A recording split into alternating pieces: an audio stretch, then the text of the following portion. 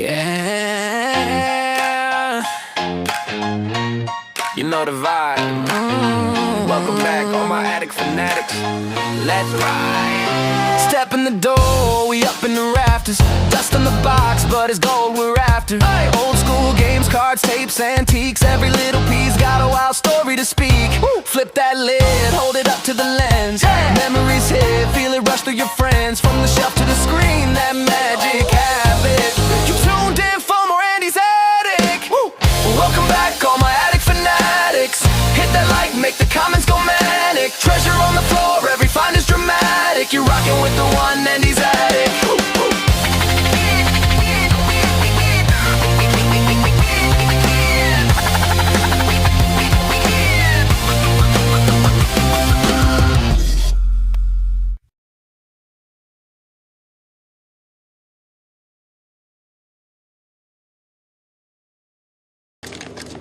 My calculations are correct.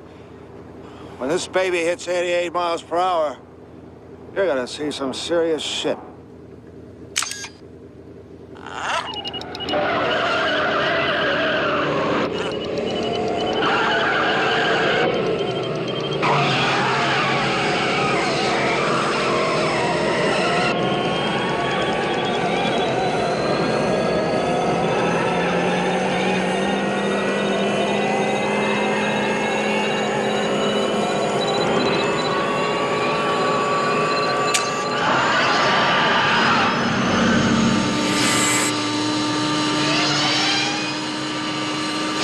What's this?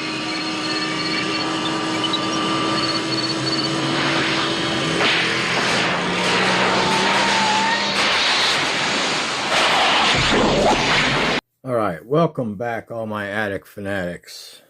Happy Easter, everyone. I hope everyone is having a happy and blessed Easter.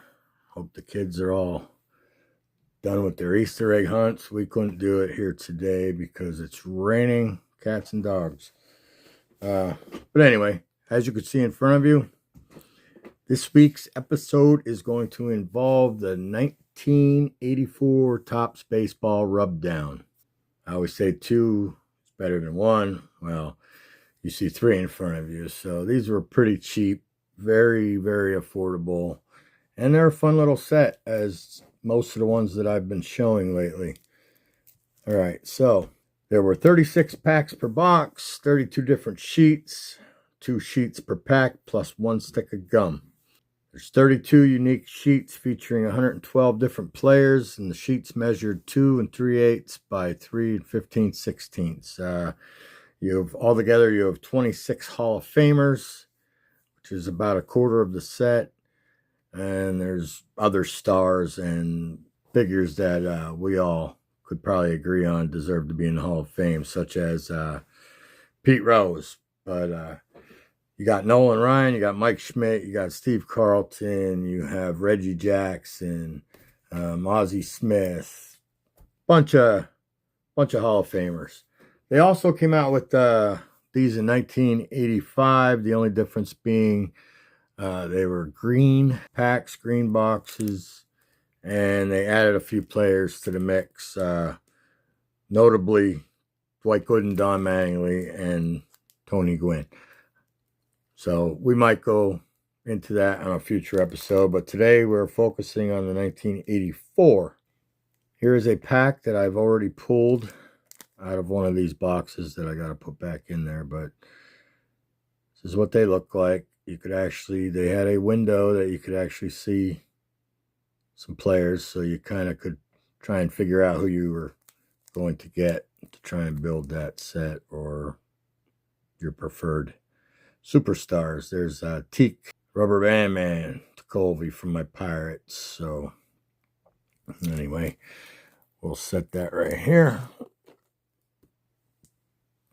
I do have some singles from back in the day when I did buy these. I can't remember exactly how much they were. I think they were probably like a quarter a pack, something like that. But being Easter, start of the baseball season, a lot of the new products came out back then around this time. And I wanted to feature these today.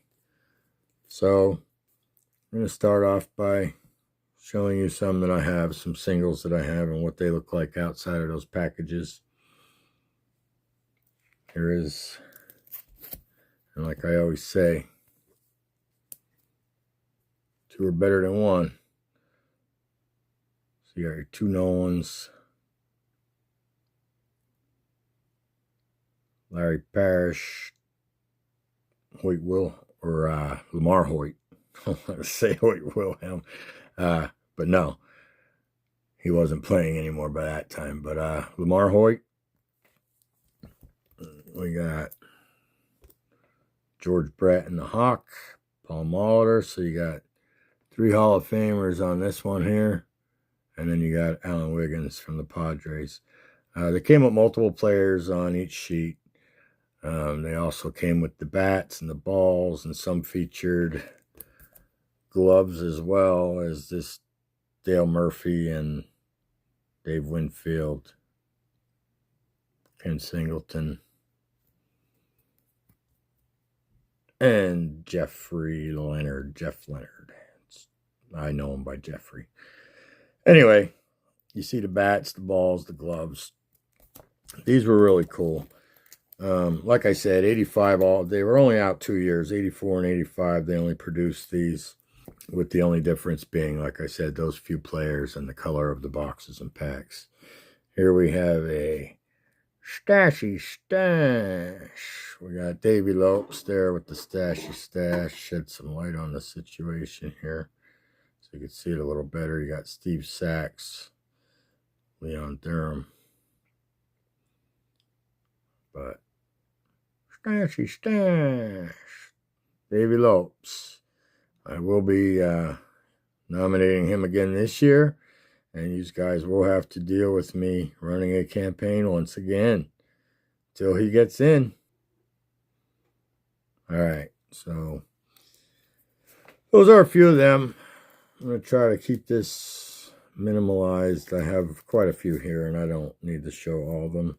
These were one in each pack. They were the instructions. I'm not going to rub one off for you right now because that would be very, very inappropriate. But anyway, they had the checklist on the back.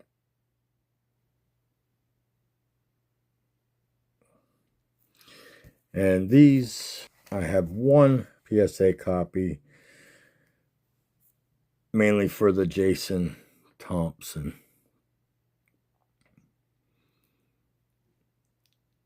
But these are very affordable. A neat little, cool little oddball product issued by Topps. And this also connects me to my wiffle ball career, if you want to say. As a kid, played a lot of wiffle ball. I'm sure after Easter dinner at my granny's house, there were plenty of times when we ran down a couple blocks to where we played. And all my friends gathered towards the middle of the afternoon, and we got a wiffle ball game going. So anyway, you've seen this in prior videos, I'm sure, if you watched my channel. So anyway, this thing is 40 plus years old. 40 plus years old. You can see the crack, all the scuffs. But yeah, you'd be running down the first baseline or around the bases, and it would fly off your head on the macadam, blacktop parking lot that we played in. And I still have it. It's just very sentimental to me. My granny, as you may know, was a huge Mets fan. And in 1984, we had a t-shirt shop. They did press on. So we all chose a, what do you want to call it, a neutral team maybe. And we picked the Mets in 1984 to have our little t-shirts iron-on printed up. I was Dwight Gooden. My buddy was Keith Hernandez. Another one was Strawberry. So, and then from a few of the rival teams in the neighborhood that we would split up and have all-star games and World Series and stuff like that. We had a Padres Tony Gwynn. We had a Cubs Ryan Sandberg. Phillies, Mike Schmidt. We had a lot of different players that would go down there. They were very cheap T-shirts to get made just for a team type thing. But as you can see, these rub downs came in handy for the wiffle ball season, as these marked, you know, maybe gold gloves and batting championships, stuff like that, and fielding percentage or whatever, and then, you know, wins or strikeout, you know, leaders for years, and then, you know, the 5-time home run champion. So we did this with these rub downs, and I thought that was just a cool connection. So you can see how these were placed on there. A lot of wear and tear.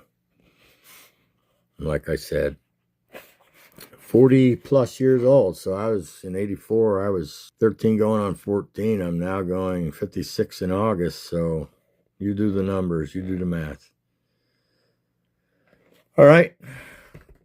That's what I got for you this week. Hope you've enjoyed. Wishing everyone and their families a very happy and blessed Easter once again. Thank you for joining me on this little trip back in the time machine. And we'll see you on the next one. Peace, y'all. God bless.